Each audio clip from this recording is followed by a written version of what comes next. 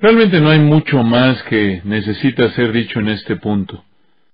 Tengo la confianza de que las personas que coordinaron la conferencia y que ministraron y hablaron y predicaron y enseñaron y condujeron las entrevistas cubrieron todo lo que realmente deseábamos cubrir. Y estoy tan profundamente agradecido con toda persona que ha estado en esta plataforma y necesito expresar esa gratitud a ellos. Nos han servido bien, con diligencia, con preparación de mente y corazón durante mucho tiempo antes de llegar a esto. Y estamos muy agradecidos. Estos son hombres que están plenamente involucrados en ministerio todo el tiempo, y añadirles la carga de una conferencia como esta y toda la preparación y todo el pensamiento y la oración, estamos agradecidos por ello. Sé que la predicación es la punta del iceberg. Es lo que ven, pero lo que no ven es lo que está detrás de eso. Y queremos expresar nuestra gratitud profunda a todos los hombres que nos han ayudado en esta conferencia y cuyo ministerio saldrá e influenciará a otros a partir de aquí. Quizás les interese saber que apenas ayer hubieron 127 países en el mundo que estaban escuchando en vivo vía Internet esta conferencia. Apenas ayer hubieron 25,000 puntos diferentes en los cuales la conferencia estaba siendo transmitida en vivo, y realmente no sabemos cuántas personas estaban en cada uno de estos puntos. Es una época impresionante en la que vivimos, ¿no es cierto? Impresionante. Una época impresionante. En algún punto en la historia, en el pasado, podías tomar cientos de años para poder esparcir la verdad tan lejos. No muchos años atrás, podía tomar quizás hace unos cuantos años, o quizás meses o semanas, pero simultáneamente realmente es asombroso. Entonces, gracias a ustedes, a todos los oradores, las buenas noticias es que todo lo que se ha dicho ha salido por todo el mundo, y esto es una responsabilidad seria para nosotros. Pero estos hombres desempeñan su responsabilidad con nobleza como siervos del Señor. Y lo que fue dicho necesitaba ser dicho, y fue dicho de la manera en la que debería ser dicha, y estamos contentos por ello. También estoy agradecido porque tienen el libro en su mano, o en algún lugar, porque es muy importante que estas cosas sean escritas. Y como dije en las preguntas y respuestas el día de hoy, cuando Dios quiso comunicarse, escribió un libro. Él no hizo un video, Él escribió un libro, porque eso congela la verdad. Esa la mantiene en su lugar. Y lo que necesitas hacer es llevarte ese libro, y cuando leas el libro, vas a refrescar la experiencia de aprendizaje que has tenido aquí. Van a ser ustedes la fuerza de expertos que se van a llevar este mensaje hasta los fines de la tierra, a donde el Señor les permita ir. Tenemos aquí en este auditorio a personas por lo menos de 30 naciones en el mundo, y de todo el país aquí en Norteamérica, en Estados Unidos de Norteamérica, y van a ser una fuerza que lleve esta verdad. Van a ser ayudados, asistidos por el libro, el cual ha sido escrito cuidadosamente y ha sido documentado, y sus notas a pie de página cuidadosamente presentadas, y quiero que lo lean con mucha atención, con mucho cuidado. Y creo que la postura que hemos presentado esta semana puede resistir el escrutinio más intenso. Y yo invitaría con disposición a cualquier persona que haya oído lo que ha sido dicho en esta semana, en estos días, y se le haga difícil creer, que tome una Biblia y tome el libro y evalúe cuidadosamente los argumentos a la luz de la palabra de Dios. Invitamos ese escrutinio. Esta conferencia, en primer lugar y sobre cualquier otra cosa, tiene la intención de ayudar a la iglesia. No tengo ilusión alguna acerca de que los incrédulos entiendan de qué estamos hablando. Y como lo hemos dicho, hay muchos incrédulos en este movimiento. No espero que entiendan la verdad. No espero que tengan un deseo por la verdad, un hambre por la verdad, o que escudriñen la verdad. Eso no es lo que los incrédulos hacen, a menos de que estén en medio de ser impulsados por el Espíritu Santo. Pero queremos ayudarle a la iglesia. Hemos estado hablándole a la gente que cree que la palabra es la palabra de Dios, y que cree que Dios se ha revelado claramente y de manera coherente y sin contradicción alguno. Esto es para la verdadera iglesia, para que pueda discernir, para que pueda ser protegida del error y para que pueda ser una fuente de verdad para otros afuera de la iglesia. Hemos estado hablándole al pueblo de Dios, a la verdadera iglesia de Dios en el reino mezclado, lleno de trigo y de cizaña. Y en respuesta a esta conferencia, en las últimas horas y en los últimos 2 días, han habido algunos ataques. Y realmente no he podido escaparlos porque, como ustedes saben, se aparecen en el Internet y algunos de ustedes probablemente están conscientes de ellos. Y solo quiero dirigirme a algunos de ellos. Quiero hablarles de mi corazón, a partir de mi corazón un poco en esta noche. Y Steve Lawson me preguntó hace un rato cómo me sentía acerca de eso, acerca de lo que iba a decir, y yo le dije, es difícil responder porque no tengo idea de lo que voy a decir, pero voy a decir lo que esté en mi corazón. Y realmente creo que es importante responder a las críticas que han llegado. Y quiero hacer eso simplemente al catalogarlas a partir de la palabra y después darles una respuesta breve. Lo primero que fue obvio es que estábamos siendo acusados de ser no amorosos. Pero quiero decirles que lo más amoroso que alguien puede hacer es decirle a alguien la verdad. Así es como actúa el amor. No es amoroso dejar a la gente en la oscuridad y en el error. Hablamos la verdad en amor, y no es solo hablar de la actitud o el tono en la voz en la que hablamos. Hablar la verdad en sí mismo es un acto de amor para librar, para rescatar a la gente del error. En Hechos 20, ustedes recuerdan, Pablo se reunió con los ancianos efesios, y él les dijo ahí en Hechos 20, por tanto, velad, acordándoos que por 3 años, de noche y de día, no he cesado de amonestar con lágrimas a cada uno, sabiendo que tanto de afuera como de adentro, hombres engañadores, perversos, se levantarán para desviarlos. De hecho, ser un pastor, un anciano en la iglesia, implica que tienes el deber, de acuerdo con Tito 1, de acuerdo con los requisitos de un pastor, de poder señalar el error y dar argumentos bíblicos contra él. Así es como cuidas de las ovejas, así es como las protejas.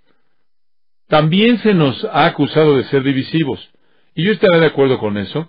La verdad, por su naturaleza misma, es divisiva. Esta es la razón por la que Jesús dijo, vine a traer espada para dividir a gente, a dividir familias. La verdad, por su naturaleza misma, es separada por el error, y es mucho más importante ser dividido por la verdad que unido por el error. Entiendo que la verdad es divisiva. Yo me acuerdo hace algunos años atrás, cuando escribí el libro El Evangelio según Jesucristo, que un predicador prominente, alguien a quien ustedes conocerían, me invitó a comer y dijo, «Hoy has dividido el cuerpo de Cristo». Y le dije, ¿te puedo hacer una pregunta? Él dijo, sí. Yo le dije, ¿acaso lo que escribí es verdad? ¿Es verdad? Esa es la única pregunta que tengo. Claro que la verdad divide. Separa de manera inmediata el error y la realidad. Una tercera crítica que ha venido, y leí acerca de esta hoy, es el asunto de que el punto no es claro en la Biblia y que una conferencia como esta y el desacuerdo con nosotros de algunas personas bien conocidas, inclusive algunos eruditos bíblicos bien conocidos, demuestra que las Escrituras no son claras en este punto. Y a mí me gustaría decir en respuesta a eso, que si el asunto fuera tan vago, como algunos están diciendo, es que solo se ha vuelto vago bajo la influencia de falsos maestros.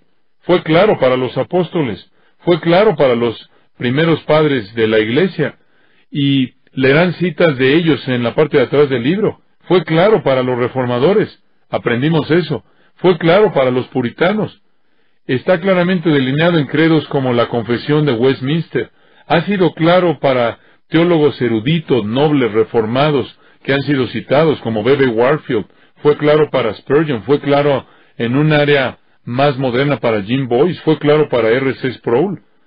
Ahora, no ha sido claro debido a Amy Semple McPherson, Catherine Kuhlman, Jimmy Swaggart, Jim Baker, Kenneth Copeland. ¿Acaso por ellos ya no es claro? Esa es una idea no correcta. En la corriente verdadera e histórica de doctrina sana, este asunto siempre ha sido claro. Otra acusación ha sido de que estamos hablando de algo que solo es verdad en grupos extremos, lunáticos, marginales del movimiento. Y eso realmente no es verdad. Hay error en este movimiento que prácticamente se encuentra de manera global en el movimiento entero. Como lo vimos hoy en las preguntas y respuestas, 90% de la gente que está alrededor del mundo conectado con el movimiento carismático se identifica con el Evangelio de la Prosperidad. 24 o 25 millones de ellos niegan la Trinidad. 100 millones de ellos son católicos romanos. Como Natán lo dijo, simplemente haz la suma. Esto no es algo que se encuentra en el margen, este es el movimiento y está creciendo rápidamente. Otros han dicho, estás atacando el movimiento que nos ha dado una adoración tan rica, que esta es música que ha venido del movimiento carismático, que está enriqueciendo la adoración de la iglesia. Bueno, yo diferiría con esa opinión.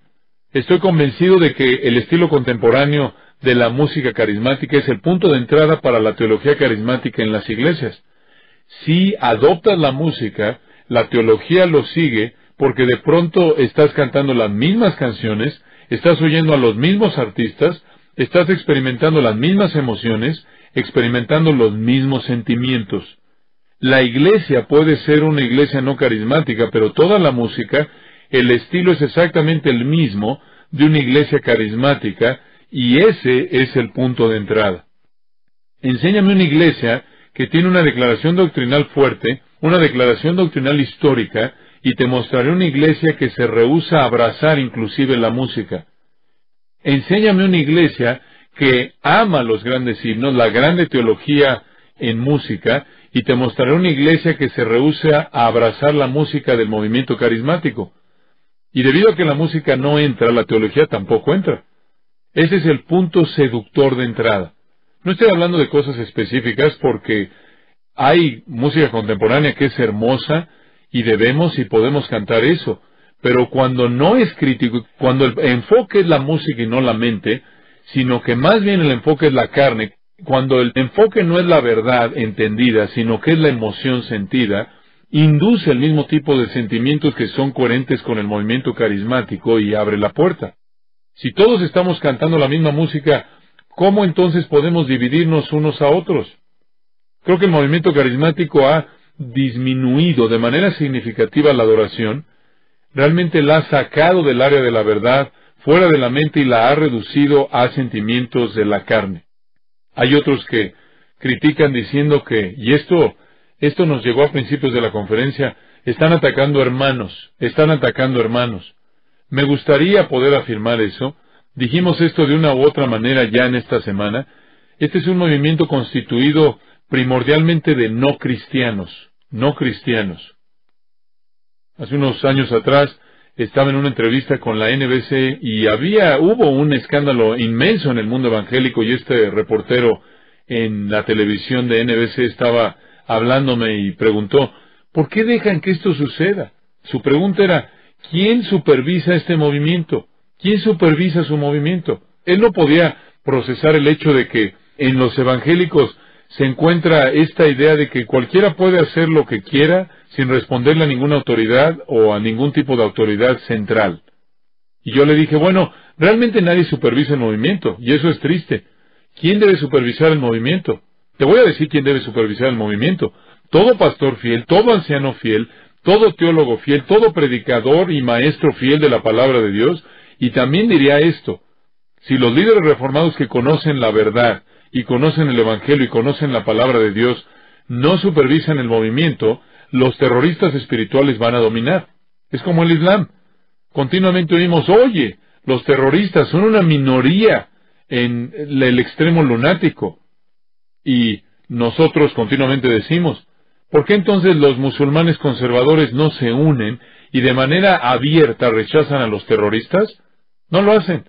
Creo que hay una carga grande que pesa en la espalda de todos los hombres que conocen la palabra de Dios para que se levanten y denuncien este movimiento. Pero no oyes eso. Entonces la gente dice, MacArthur tiene una fijación en esto. Él es alguien que está obsesionado, tiene un circo de un acto, siempre está hablando de los carismáticos. Bueno, si eres parte de Grace Church, tú sabes que eso no es verdad. Hemos pasado más de 40 años estudiando versículo a versículo el Nuevo Testamento, Y no creo que estamos fijados en eso. Llegué aquí en 1969 y desde 1969 hemos tenido una conferencia del movimiento carismático y es esta. Y ha llegado demasiado tarde, realmente ha llegado demasiado tarde. Hemos abierto una herida que debería haber sido abierta hace mucho tiempo atrás. Pero hemos tratado de ejercer paciencia. No tengo una fijación en esto. Me estaban acusando de eso ayer cuando habían pasado solo 2 días. 2 días de 45 años. Hay otros asuntos que han ocupado nuestra atención, como la exaltación de Jesucristo y todo lo demás que encontramos en la palabra de Dios. Y después se nos ha acusado de ofender a gente y lastimar sus sentimientos. Yo no quiero hacer eso de manera deliberada. Se me presentó, un líder carismático me presentó en una ocasión en una convención de vendedores de libros y me presentó de esta manera. Este es mi amigo John MacArthur, que es mucho más amable en persona de lo que es en sus sermones.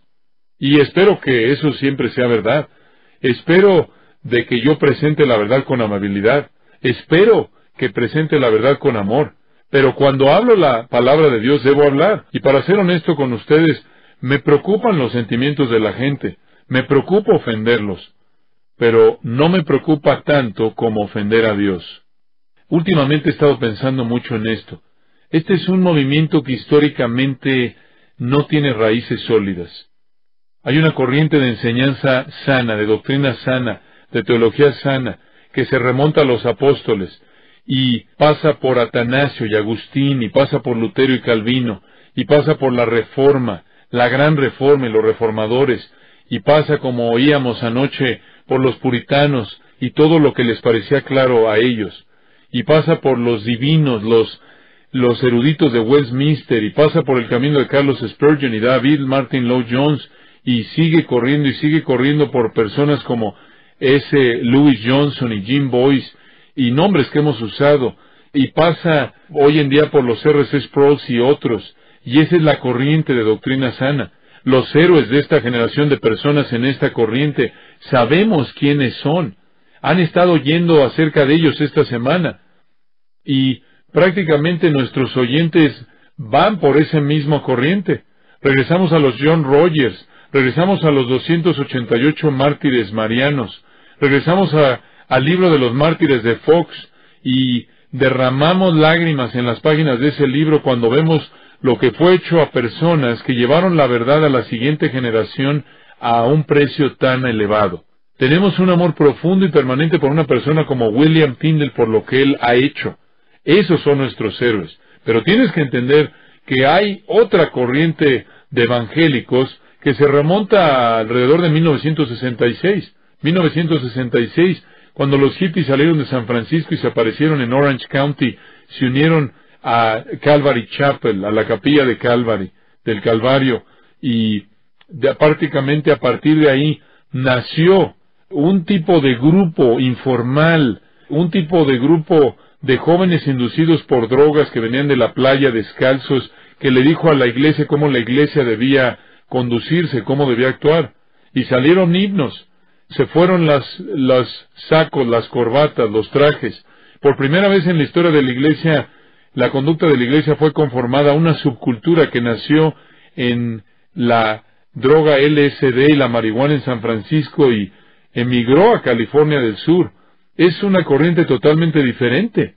Eso lanza prácticamente el movimiento culturalmente impulsado, culturalmente definido, que busca darle a la gente lo que quiere, ese tipo de iglesia que termina con la iglesia que es amigable con el consumidor, y prácticamente se desprende una rama del movimiento de Vineyard, de la vid, y Vineyard lleva a diferentes excesos del movimiento carismático contemporáneo. Esa es una corriente totalmente diferente. Esa no es nuestra corriente. Esos no son nuestros héroes. Yo no regreso a Lonnie Frisbee, quien guió el movimiento de Jesús y murió de sida como un homosexual. Yo no regreso ahí. Ese no es mi corriente. Esos no ellos no son mis ancestros espirituales.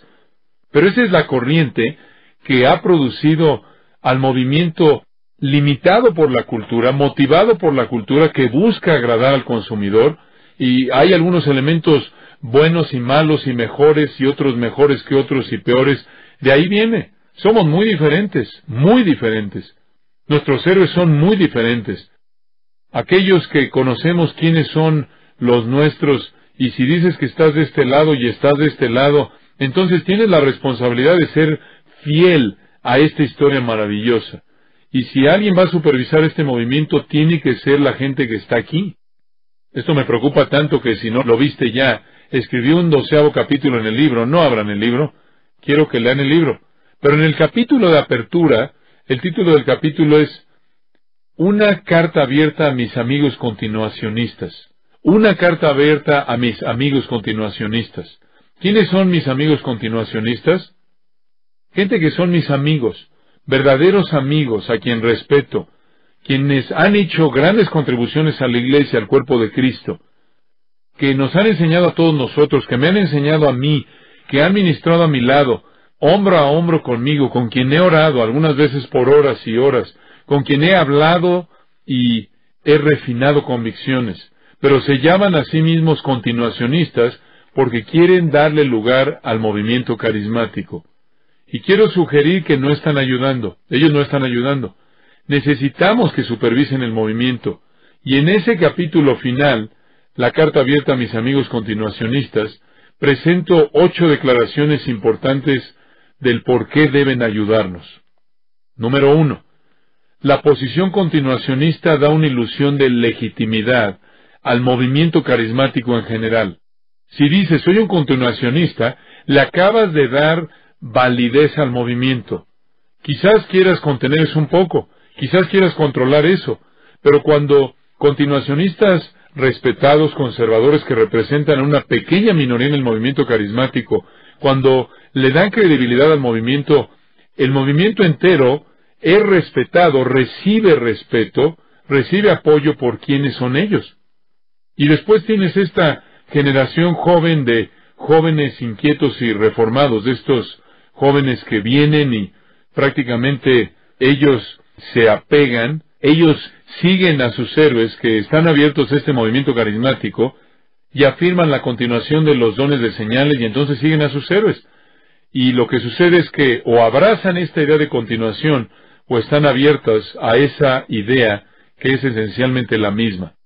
Y cuando continuacionistas notables, cuando eruditos notables, prácticamente aprueban las interpretaciones carismáticas o no condenan de manera directa las prácticas carismáticas no bíblicas, proveen una cobertura teológica para un movimiento que es profundamente peligroso.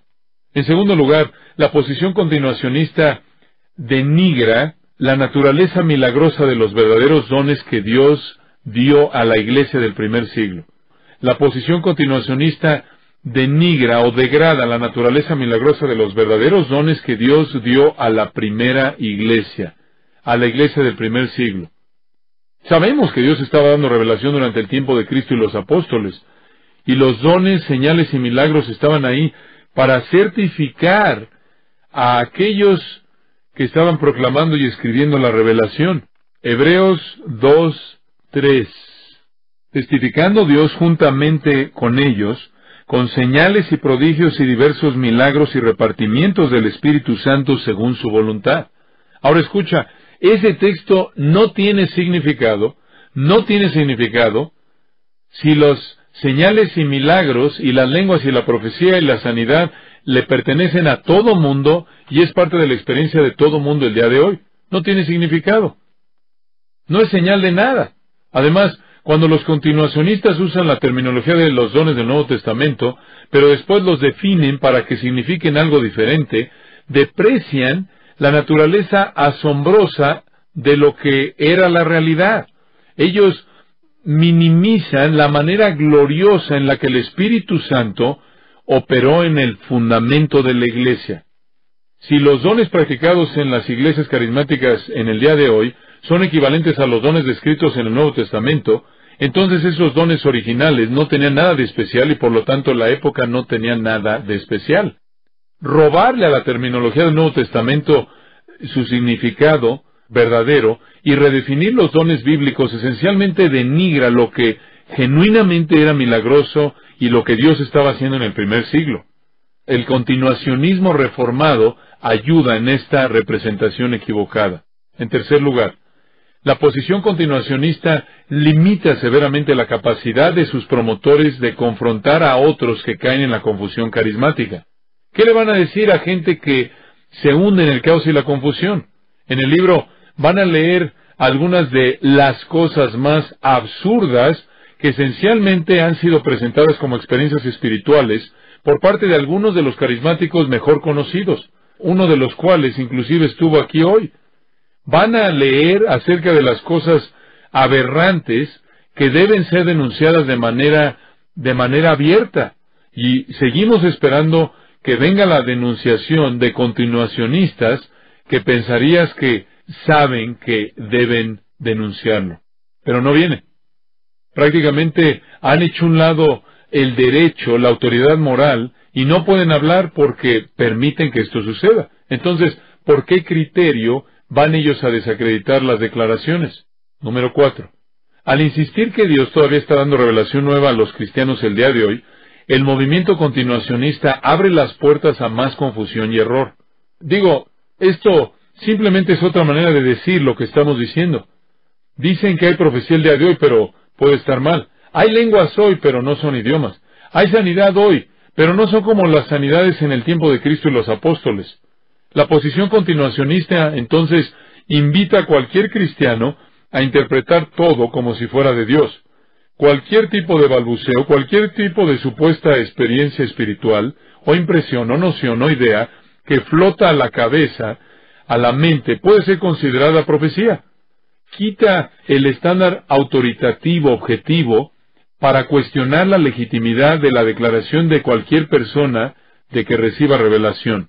Cuando los continuacionistas permiten parte de esto, terminan permitiendo todo esto porque no tienen criterio alguno para decidir lo que está bien y lo que está mal. La idea misma de que los cristianos deben esperar revelación adicional, revelación extrabíblica de Dios, experiencias místicas, palabras de profecía, simplemente crea un choque teológico. Cuando van más allá de la palabra de Dios, no puedes contener el error. Número 5. Al insistir que Dios todavía está dando revelación nueva a los cristianos el día de hoy, el movimiento continuacionista de manera tácita niega la doctrina de sola Escritura. No necesito acampar en esto porque Steve presentó de manera inolvidable cómo esto era el caso anoche. Y les quiero decir esto, ninguno de mis amigos continuacionistas reformados negarían que el canon está cerrado. No lo negarían. Ciertamente no negarían que hay 66 libros en la Biblia. Ellos no negarán la autoridad de las Escrituras. Ellos no negarán la suficiencia de las Escrituras. Sin embargo, ellos fallan en aquello que niegan porque le enseñan a los creyentes a esperar revelación adicional. Y hay tantas maneras en las que eso puede ser abusado. Y te voy a decir quiénes son los que más abusan esto. Personas que están en posiciones de poder que quieren que pienses que hablan en nombre de Dios. Número 6. Al permitir que haya lenguas irracionales, inclusive como lenguaje privado de oración, los continuacionistas abren la puerta a un éxtasis incoherente de expresión carismática. Ellos admiten que las lenguas no son un idioma el día de hoy. Entonces, ¿qué es? Es simple. Si la profecía del día de hoy no es como la profecía bíblica porque la profecía de hoy es falible, si las lenguas no son como las lenguas bíblicas porque es balbuceo y no es un idioma, si las sanidades no son como las sanidades de Cristo, no son continuacionistas, son cesacionistas de closet, esto es en secreto. Acaban de decir que no es lo que fue. Entonces, ¿qué han hecho? Simplemente han aceptado un engaño, una copia falsa. No puedes estar orgulloso por eso. No es una postura noble aceptar un engaño. Es engañosa porque ellos mismos lo admiten. Número 7. Al afirmar que el don de sanidad continúa estando presente, la posición continuacionista afirma la misma premisa que aprueba el ministerio fraudulento de los sanadores de fe carismáticos. Si dices que el don de sanidad todavía existe, y si dices que no hay evidencia, sea experimental o bíblica, pero dices que todavía existe, entonces acabas de certificar a los sanadores. ¿Quién querría hacer eso? ¿Acaso no son de lo más bajo que hay? ¿Acaso no son lo peor de lo peor?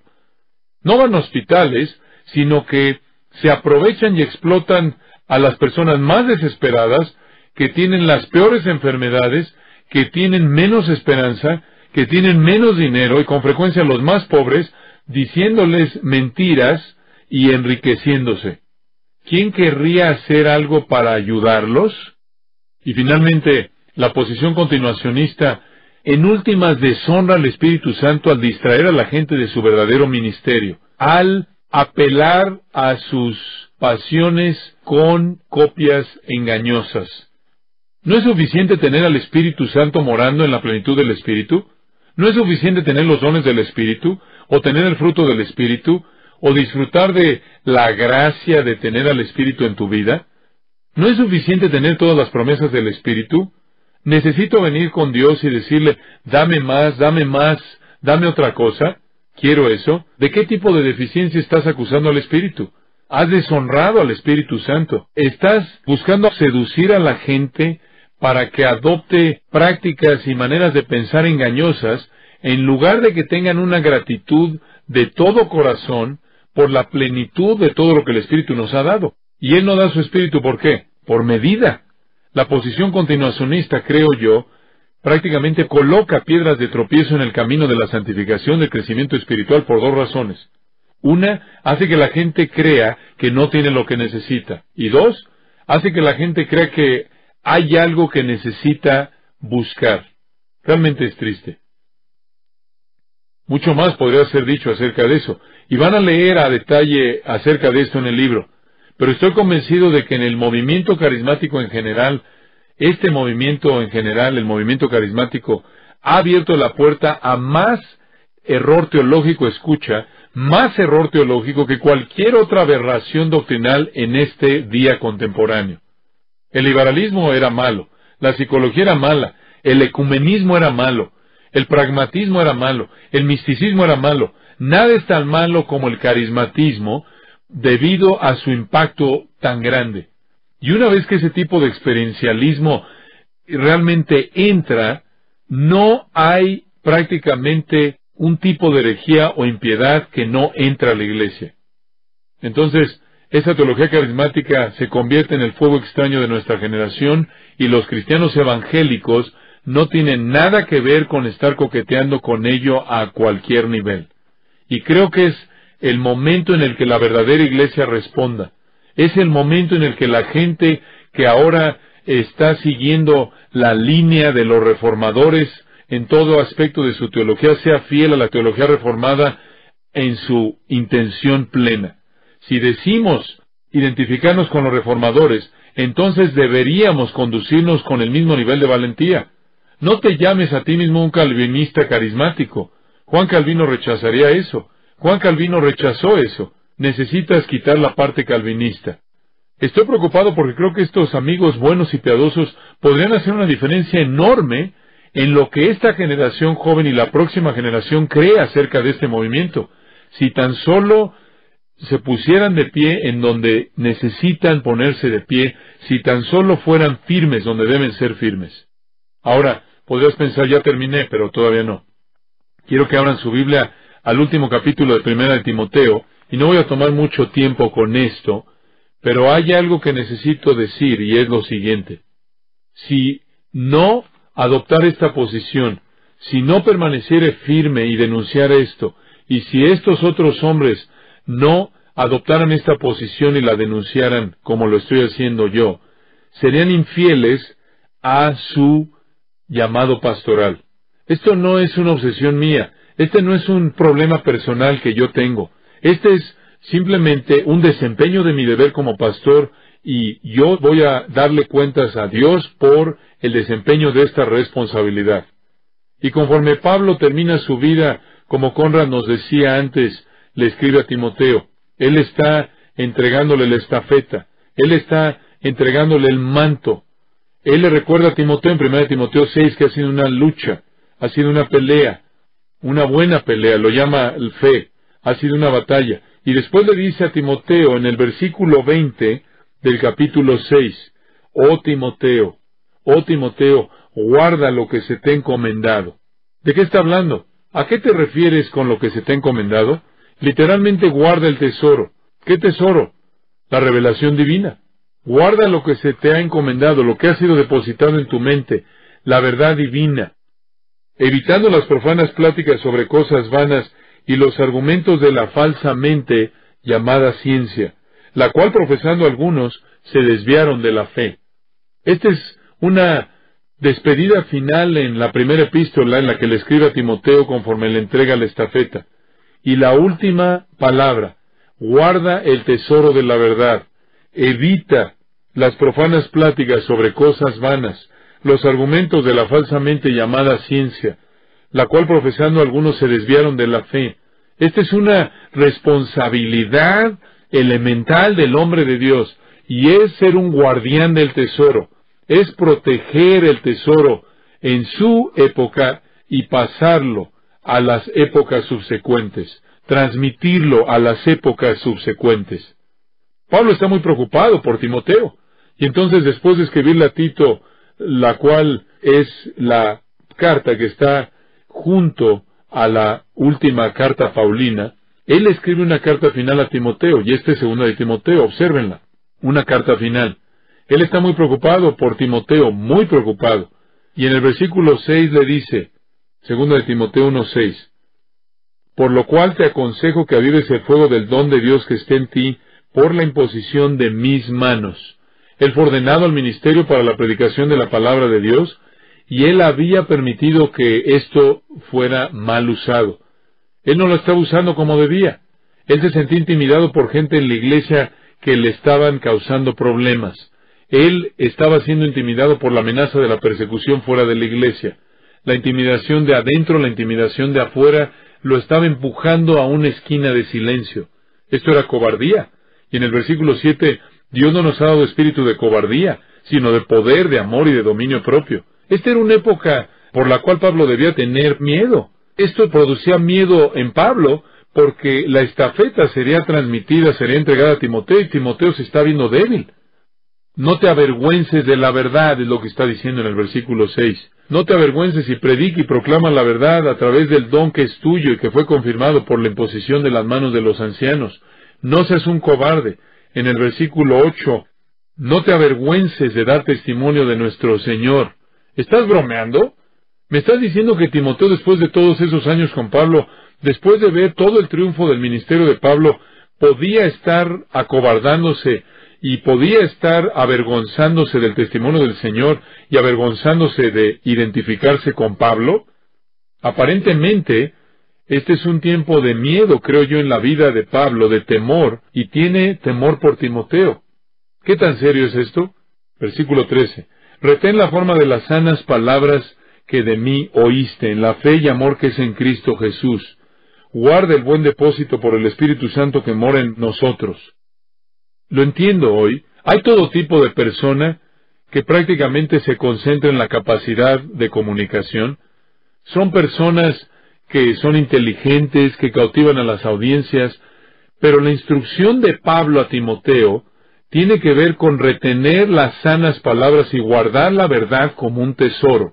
El ministerio es una custodia, es un ministerio de vigilancia, de guardia. No solo proclamamos la verdad, sino que protegemos la verdad. El corazón de Pablo realmente está quebrantado al final de su vida. Él le dice a Timoteo en el versículo 15, ¿estás consciente del hecho de que todos los que están en Asia me dejaron, de los cuales son Figelo y Hermógenes? Todo mundo lo ha abandonado, él está solo, es impresionante, excepto por la casa de Onesíforo, que muchas veces me confortó y no se avergonzó de mis cadenas. Todo mundo ha abandonado a Pablo. El precio fue demasiado alto. Pablo está al final de su vida. Por favor, Timoteo te ha dado el tesoro, guarda el tesoro, retén las sanas palabras. Capítulo 2, él sigue con el mismo clamor. Esfuérzate en la gracia que es en Cristo Jesús. Lo que has oído de mí ante muchos testigos, esto encarga a hombres fieles. Lo que has oído de mí, este es el tesoro, la verdad revelada que vino a través del apóstol Pablo. Lo oíste en la presencia de muchos testigos. Encarga a hombres fieles que sean idóneos para enseñar también a otros. Allá hay 4 generaciones. Pablo a Timoteo, a hombres fieles, a otros también. Estás en la carrera de relevos. Ahora, me entristece todo el tiempo ver este tipo de cuasi iglesias que surgen y que se identifican a sí mismas como estar aisladas de cualquier cosa en el pasado. Esta no es la iglesia de tu abuelo, esta no es la iglesia de tu abuela, no tenemos un órgano, ven como quieras, cualquier cosa para producir algún tipo de imagen que está completamente aislada de la experiencia de una persona de una iglesia. Y Pablo dice, yo te di la verdad, tú dásela a la siguiente generación para que ellos se la den a la siguiente. Y todo tiene que ver con ser fiel a retener lo que se te ha entregado. No tiene que ver con creatividad. Él entonces dice, tú pues sufre penalidades como buen soldado de Jesucristo. No te enredes en los negocios de la vida diaria. Compite como un atleta. Y él simplemente le presenta todos estos retratos, el atleta, el granjero, el soldado, el maestro. Versículo 9, después de decir, acuérdate de Jesucristo, Él es tu modelo de fidelidad. Yo sufro penalidades hasta el punto de ser encarcelado, pero la palabra de Dios no está encarcelada, no está presa. Esta es la palabra final para cualquier ministro joven, del apóstol que está a punto de colocar su cabeza en un bloque y va a caer un hacha, y va prácticamente un hacha a brillar en el sol y va a quitarla de su cuerpo y después estará con el Señor. Y la siguiente generación va a estar en las manos de Timoteo. Pienso en eso cuando veo la manera de pensar y de actuar, la virtud y el estilo de muchos de estos hombres que son pastores. ¿Cómo va a ser la siguiente generación? ¿Y cómo va a ser la siguiente generación si lo que van a recibir está en sus manos? ¿Qué tiene que hacer Timoteo? Versículo 14. Recuérdales esto, exhortándoles delante del Señor a que no contiendan sobre palabras, lo cual para nada aprovecha, sino que es para perdición de los oyentes. Procura con diligencia presentarte a Dios aprobado, como obrero que no tiene de qué avergonzarse, que usa bien la palabra de verdad. Ahí está, retén la sana doctrina, guarda el tesoro, maneja la verdad con precisión. Ese es el mandato. Evita de nuevo profanas y vanas palabrerías, porque conducirán más y más a la impiedad, y su palabra carcomerá como gangrena. Esto causa un gran daño. Hace que la gente se desvíe de la verdad. Y después en el versículo 20, conforme seguimos avanzando, pero en una casa grande no solamente hay utensilios de oro y de plata, sino también de madera y de barro, y unos son para usos honrosos y otros para usos viles. ¿Puedo ser un poco franco por un momento? Toda casa en épocas antiguas tenía este tipo de contenedores. No tenían la ventaja de tener plomería para que metieran el agua y sacaran los desechos. Y entonces tenían contenedores de oro y de plata. Los contenedores de oro y de plata eran usados para cosas honorables. Ahí colocaban la comida, ahí servían la comida. Los instrumentos más bien de madera, contenedores de madera y de barro, eran para cosas deshonrosas. Ahí sacabas la basura, sacabas los desechos. ¿Y qué quieres ser tú? ¿Quieres ser un contenedor de desechos, como se llamaba? ¿O quieres ser un contenedor de oro? Si alguien se limpia de estas, ¿qué? ¿Qué quieres decir estas cosas? La influencia de las profanas y vanas palabrerías que llevan a la impiedad que se esparce como gangrena. Si te limpias de la influencia de cosas no bíblicas, vas a ser un contenedor de honra, santificado, útil al Señor y dispuesto para toda buena obra. Huye de las pasiones juveniles y sigue la justicia, la fe, el amor y la paz con los que de corazón limpio invocan al Señor. Pero desecha las cuestiones necias e insensatas, sabiendo que engendran contiendas. Digo, todo esto va por el mismo camino, ¿no es cierto? El mismo camino. Y lo oímos de Conrad un poco el día de hoy. Apégate a las Escrituras. Ahí el capítulo 3, versículo 15. Que pueden darte sabiduría, que te lleva a la salvación por la fe que es en Cristo Jesús. Toda la Escritura es inspirada por Dios, y útil para enseñar, redarguir, corregir, instruir en justicia, a fin de que el hombre de Dios sea perfecto, enteramente preparado para toda buena obra. Y recuerda que todo lo que haces es en la presencia de Dios y en Cristo Jesús, que juzgará a los vivos y a los muertos en su manifestación y en su reino. Y después el mandato, que prediques la palabra, que prediques la palabra en todo momento, aun en un tiempo en el que no soportarán la sana doctrina, sino teniendo comezón de oír, se amontonarán para sí mismos maestros conforme a sus concupiscencias. Digo, ¿entiendes? ¿Ves el tono de todo esto? ¿Saben algo? Desde el tiempo en el que yo era joven, cuando fui joven, cuando mi padre me dio mi primera Biblia y comencé a predicar, él escribió en la parte de adelante: querido Johnny, predica la palabra. Y me entregó el manto: predica la palabra, predica la palabra. No me tomó mucho tiempo para descubrir que ese mandato a predicar la palabra tenía un contexto, y ese contexto lo acabamos de ver.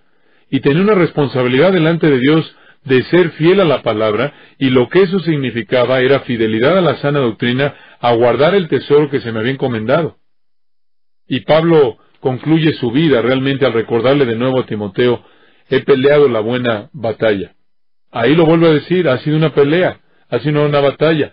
He terminado la carrera, he guardado la fe, el cuerpo de verdad que constituye la fe cristiana. Y voy ahora a recibir mi recompensa. Y no había sido fácil para él. Todos los que estaban en Asia lo habían dejado. Versículo 10. Porque Demas me ha desamparado amando este mundo, y se ha ido a Tesalónica. Crescente fue a Galacia y Tito a Dalmacia. Solo Lucas está conmigo. Imagínate, todo lo que él ha hecho, y ahora él está solo. Solo Lucas está con él, y pide que Marcos venga para tener comunión, y pide un abrigo, un capote y algunos pergaminos. En su primera defensa, versículo 16, ninguno estuvo a mi lado, sino que todos me desampararon. Pero el Señor estuvo a mi lado, y me dio fuerzas, para que por mí fuese cumplida la predicación, y que todos los gentiles oyesen. Así fui librado de la boca del león. Y el Señor me librará de toda obra mala, y me preservará para su reino celestial. A Él sea gloria por los siglos de los siglos. Amén. Así va a ser. Tú sabes. Estoy rodeado de personas maravillosas, estoy tan bendecido. No puedo decir eso con Pablo: todos me han desamparado. Estoy bendecido. No todos me han desamparado. Cualquiera de nosotros que es fiel en apegarse a la palabra de Dios y denunciar asuntos como esta, sabe que va a ser acusado falsamente y atacado, y va a enfrentar hostilidad, y al final del día solo decimos: el Señor me dio fuerzas. Tienes que hacer eso. Puedes encontrarte aislado en una situación tratando de ser fiel en este asunto, apegarte a la Biblia, y el Señor te fortalecerá y te recompensará por tu fidelidad. ¡Qué carta de corazón a Timoteo! ¡Qué carta tan confortante para Timoteo! Si te preguntas cómo respondió Timoteo, la respuesta la encontramos al final de Hebreos. Cuando el escritor de Hebreos escribe esto, en Hebreos 13, versículo 23. Sabed que está en libertad nuestro hermano Timoteo. ¿De dónde? De la cárcel. Timoteo estuvo en la cárcel, fue liberado. Timoteo había dejado que su don estuviera en silencio para evitar eso. Él fue un cobarde cuando Pablo escribió. Esto es lo que estaba tratando de evitar. Él recibió esa carta y creo que cautivó su corazón. Creo que se volvió valiente y fue a la prisión, pero fue liberado. Solo una pequeña palabra, pero me da tanto gusto porque está ahí. La carta de Pablo cambió el curso de la vida de Timoteo, y puede hacer lo mismo para ti, para todos nosotros. Que guardemos el tesoro, que retengamos las sanas palabras, que estudiemos para presentarnos aprobados ante Dios, como obreros que no tienen de qué avergonzarse, que usan bien la palabra, y después, habiendo usado bien la palabra, habiendo interpretado bien la palabra, que prediquemos la palabra fielmente.